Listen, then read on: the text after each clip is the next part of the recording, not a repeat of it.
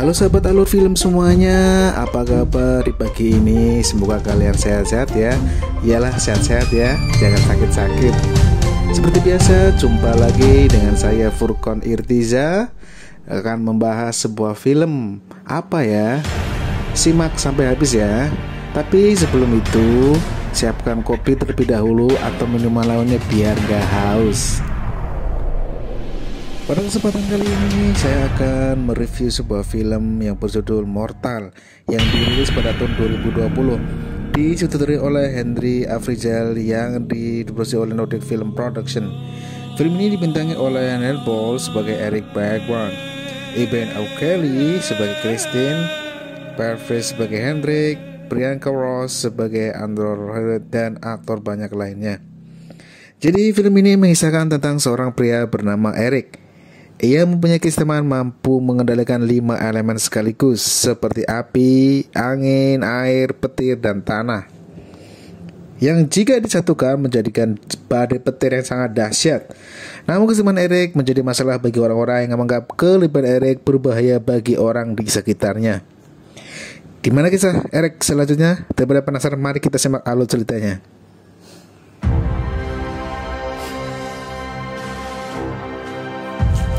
Berawal di sebuah tempat, tepatnya di hutan ngakak Norwegia, terlihat seorang pria bernama Erik Wengland berjalan menyusuri hutan dengan kaki terluka.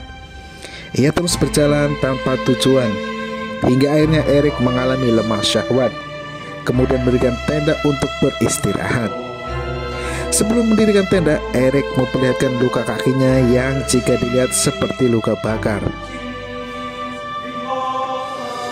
Malam harinya saat tertidur, Eric mengalami emosional karena mengingat masa lalunya.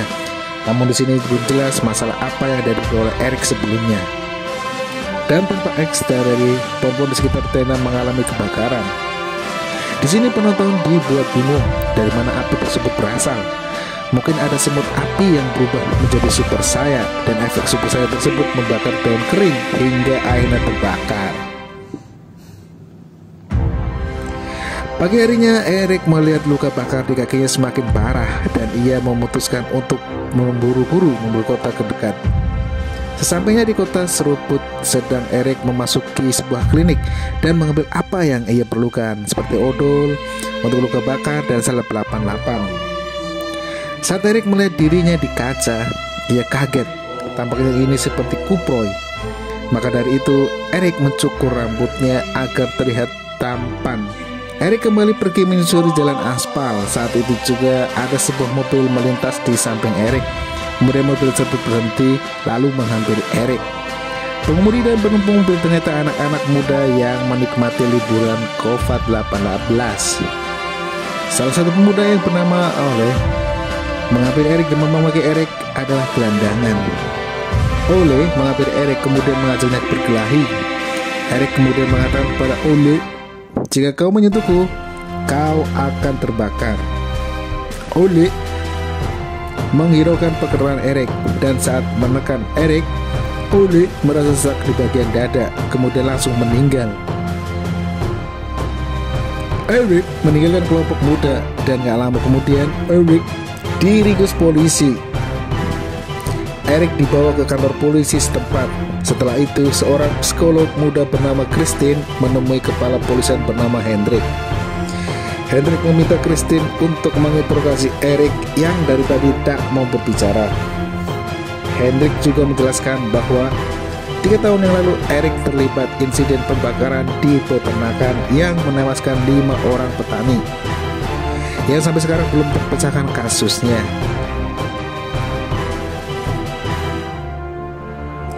Setelah mengantongi sedikit informasi dari Hendrik, Christine langsung menemui Eric di ruang interogasi. Awalnya Eric tak mau berbicara dengan Christine. Namun setelah Christine mengeluarkan kata-kata yang bikin Eric sakit, akhirnya Eric mau untuk berbicara. Di atas meja, Eric mengungkapkan bahwa ia sudah memperingatkan Ole untuk tak mengganggunya. Namun Ole masih bodoh hingga akhirnya insiden tersebut terjadi. Di sini Christine melihat Eric tak nyaman dengan burgolnya. Kemudian Christine menyuruh Hendrik untuk membukakan burgolnya. Setelah bakul terbuka, Christine menegaskan bahwa 5 korban yang berada di kebakaran 3 tahun yang lalu adalah kerabat Eric sendiri. Setelah itu Eric mengakui bahwa ia memang membunuhnya, namun Eric tak mengerti bagaimana ia bisa melakukannya. Kemudian Eric menunjukkan skill pikirannya dengan membuat rambut Christine berdiri. Setelah itu Eric mengangkat air yang berada di dalam gelas. Hal tersebut membuat Christine terkejut. Ia mengatakan bahwa apa yang dilakukan Eric ini tak membuktikan kasusnya. Kemudian Eric mengeluarkan emosionalnya, lalu memperdekat elemen yang lain di mana tangan Eric ini bisa membakar meja serta ruangan di sekitar Eric.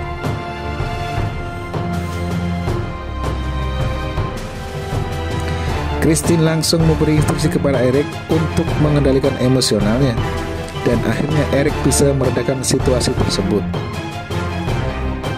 Gak lama kemudian kedutaan besar Amerika datang untuk membawa Eric ke Amerika, karena menurut data Eric bisa disebut keturunan Amerika. Jadi ayahnya orang Amerika, ibunya orang Norwegia.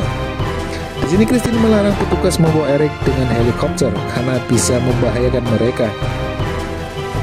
Namun Eric ini malah setuju dan ia sendiri menyuntikkan bis penenang untuknya agar tak emosi saat mendengar mesin helikopter yang sangat bising. Eric dibawa dalam keadaan bubut cantik. Namun saat di ketinggian pengaruh bius dalam tubuh Eric hilang dan Eric mulai tersadar lalu panik karena tahu tubuhnya diikat. Akibat dari kepanikan serta emosi Eric, awan di sekitarnya mulai berkumpul dan menjadi gelap yang menandakan badai petir akan terjadi. Benar saja petir mulai muncul, kemudian menyambar helikopter, membuat helikopter tersebut mengalami konslet, kemudian jatuh di tengah-tengah danau. Saat di dalam air, Eric baru menyadari bahwa ia bisa bernapas di dalam air. Setelah itu Eric melepaskan ikatannya dengan elemen api dan berhasil. Kemudian Eric membawa salah satu agen perempuan bernama Betawai ke daratan. Eric menggejut jendela Beth. Setelah Beth sadar, Eric pergi meninggalkannya. Kejadian tersebut, tim penyelamat mulai mencari jasad penumpang helikopter. Bradbury juga menyiarkan tentang jatuhnya helikopter yang disebabkan oleh pria pengendali badai.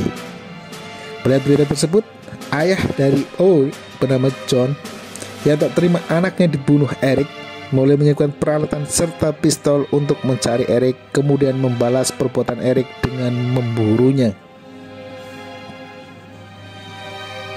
Di sisi lain, Christine juga melihat berita tersebut, langsung bergegas keluar rumah untuk menuju lokasi. Namun saat memasuki mobil, Eric tiba-tiba muncul di hadapan Christine. Christine langsung memasukkan jari ke dalam mobilnya lalu membawa Eric ke sebuah pondok milik temannya. Sesampainya di pondok, Christine mengobati luka bakar di tubuh Eric.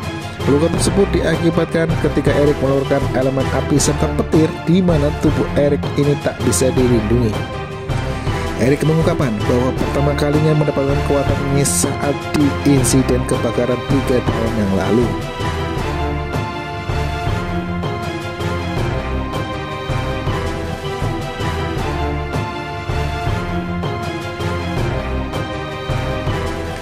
Di sisi lain, Betawai menginformasikan pada Hendrik bahwa ia melihat Eric dapat mengendalikan badai petir yang mengakibatkan heli jatuh. Hal ini membuat Beth ingin menangkap Eric agar Eric tak membuat banyak korban jiwa saat berada di kerumunan banyak orang. Pagi harinya, Eric dan Christine memutuskan untuk menuju ke tempat pembakaran rumah 3 tahun yang lalu untuk mengetahui penyebab Eric mempunyai kelebihan ini. Saat di perjalanan, Eric mengungkapkan tentang pohon besar yang mengisi 9 alam. Dan di dalam mitologi Nordik, hal ini disebut Yggdrasil. 9 alat seperti Asgard, Vanaheim, Alfheim, Midgard, Jotunheim, Berlin, Svalbard, Muspelheim, dan Niflheim. Astagfirullah bahasanya. Kita lanjut ke Christine dan Eric. Di perjalanannya, Christine mencoba untuk menyelimuti truk kontainer yang berada di depannya. Namun, karena jalannya berliku-liku, Christine hampir tak bisa menyelimuti truk dan hampir menabrak mobil di depannya. Hal tersebut membuat Eric mengalami guncangan dan emosionalnya tak terkendali. Ia mengeluarkan listrik, kemudian mematikan mesin mobilnya. Sang sopir memberhentikan truknya, kemudian memarahi Christine. Namun Christine langsung beralasan bahwa ia buru-buru untuk mengantar temannya ke rumah sakit. Alhasil si sopir merasa kasihan, yang kemudian mengantar Christine dan Eric ke rumah sakit. Setelah mereka pergi, Betawi dan Hendrik menemukan mobil Christine, kemudian datang bawa Christine dan Eric berusaha baru selesai pergi dan melewati jembatan gantung. Ia langsung memerintahkan pasukannya mencegat Christine di jembatan. Kelompok Christine sampai di jembatan dan melihat petugas sedang mengepung di ujung jembatan. Sang supir baru menyadari bahwa semua ini ulah Eric. Maka dari itu ia turun dari truk kemudian menuju ke para petugas.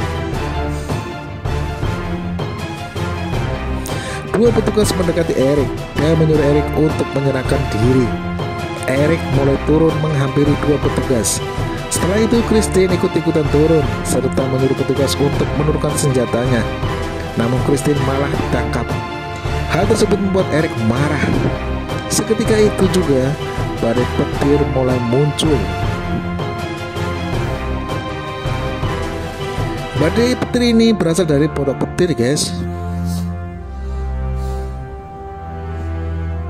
Kilatan petir mulai membuat orang-orang takut bahagia. Christine memberitahu Eric bahwa Eric harus mengendalikan semua ini. Akhirnya Eric mencobanya. Eric berhasil membuat beberapa petir baris di depannya.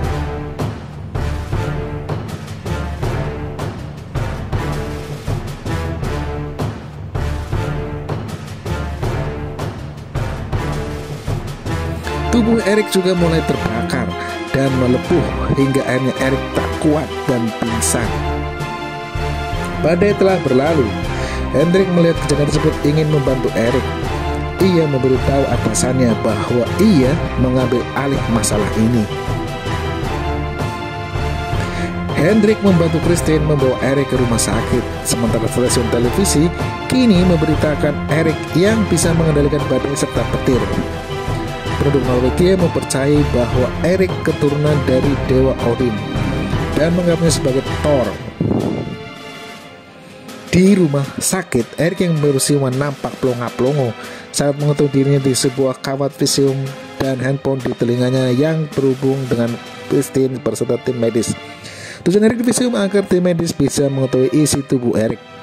Saat visium diaktifkan, mereka terkejut melihat isi tubuh Eric ada banyak energi serta ada tulang Eric itu sendiri. Namun Eric mengalami kesulitan dan mengeluarkan petir yang dengan singkat mematikan listrik serta peralatan di rumah sakit tersebut. Hal ini mengakibatkan seorang anak di ruang ICU mengalami sawan. Mendengar ada anak yang sawan, Eric memutuskan untuk mengobati anak tersebut. Eric mulai menuju ke ruang ICU, namun saat di depan pintu, John datang lalu menembakkan peluru ke tubuh Eric. John sangat mengarah pada Eric yang membunuh Ole. Di sini Eric meminta maaf kepada John dan menjelaskan bahwa ia akan mengobati seorang anak yang sedang sawan. Mendengar perkataan Eric, John luluh dan biarkan Eric pergi. Di ruang ICU kondisinya sangat mengharukan, di mana kedua orang tua anak tersebut menangis gak tega melihat anaknya sekarat. Eric menawarkan dirinya untuk mengobatinya. Eric mulai menempelkan telapak tangannya ke dada si bocil. Dan tak lama kemudian bocil tersebut tersadar dari sawannya dan sembuh total. Walaupun ada bekas aliran listrik di tubuh bocil. Setelah aksi heroiknya, ia disambut oleh penduduk dan mulai ngefan dengan Eric. Setelah itu Hendrik mengantar dan memfasilitasi Eric menuju ke lokasi pembakaran 3 tahun yang lalu yang berada di sebuah peternakan. Di perjalanan, Hendrik memberikan sebuah buku mitologi Norse, di mana buku tersebut menceritakan sebuah kematian Thor yang dewa lainnya yang Diren Arok. Kedua putranya menganggung sebuah peternakan yang akhirnya mereka meyakini bahwa Erik keturunan Thor. Sampainya di peternakan, Erik dan Hendrik menemukan salah satu bekas bangunan yang hangus terbakar. Mereka bertiga mulai memasuki bangunan tersebut. Di sini, Erik tiba-tiba kepelarak tepat di atas sebuah kayu, dan di dalamnya terpercaya ada sebuah gua.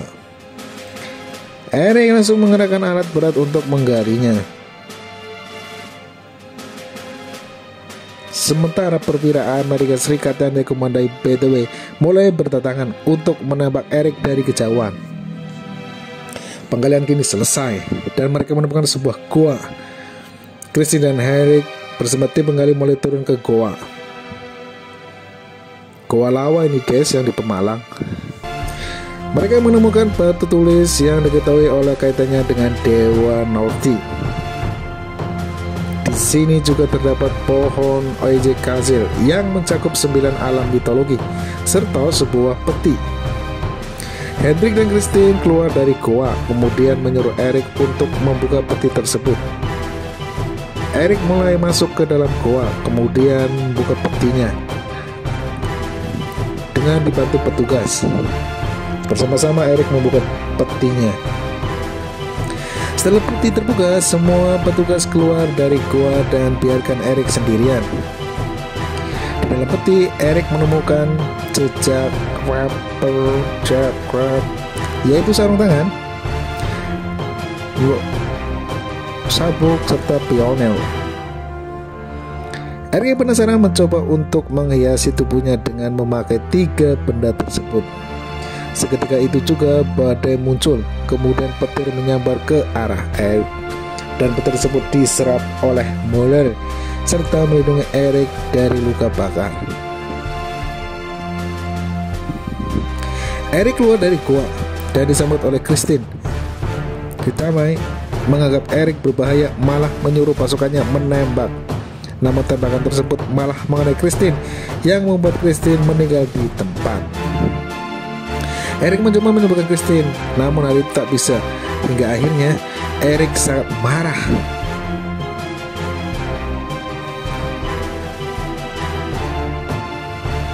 Dengan menggunakan Mjolnirnya, Erik mengalihkan peti lalu menyerang semua orang di tempat tersebut. Film ini ditutup dengan berita Norwegia yang mengabarkan keadaan di peternakan serta mengklaim bahwa Erik hilang begitu saja, serta meninggalkan banyak korban jiwa, dan film pun berakhir. Sumpah gak ada lagi, habis. Emang filmnya gini doang guys, habis sudah. Oke lah, itu film Mortal. Semoga kalian terhibur dengan film alur ini. Pesan yang tidak bisa kita ambil dari film ini adalah orang pintar minum kopi seger. Kalau pengen sehat minum air putih ya guys. Kalau pengen sempurna minum susu. Jadi kopi, air putih, sehat, sempurna, minum susu.